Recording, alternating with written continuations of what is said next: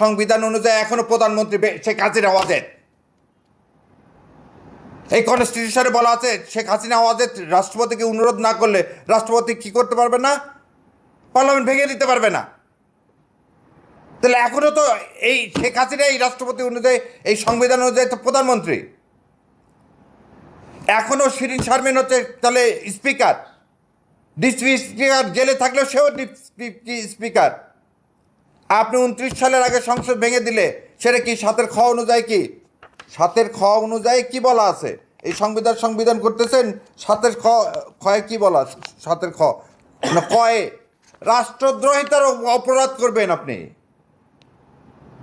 আপনি তো রাষ্ট্রদ্রোহী বানায় ফেলে দিলেন জনাব তারেক রহমানকে, সালাউদ্দিন সাহেব এই বক্তব্য দিয়ে। তাহলে প্রথম কথা হলো যে সংবিধান করতেছেন, সেই সংবিধানে 29 সালের আগে এই সংবিধান ভেঙে যায়নি। তাহলে আপনার সংবিধান থাকলে পার্লামেন্ট 24 সালের পার্লামেন্ট আছে, তাহলে 24 সালে পার্লামেন্ট থাকলে আপনার পার্লামেন্ট কি? আপনার পার্লামেন্ট একটা অবৈধ পার্লামেন্ট। আপনার ইলেকশন অবৈধ ইলেকশন। আপনি শপথ নিলেন মন্ত্রী হিসাবে, সেটা অবৈধ।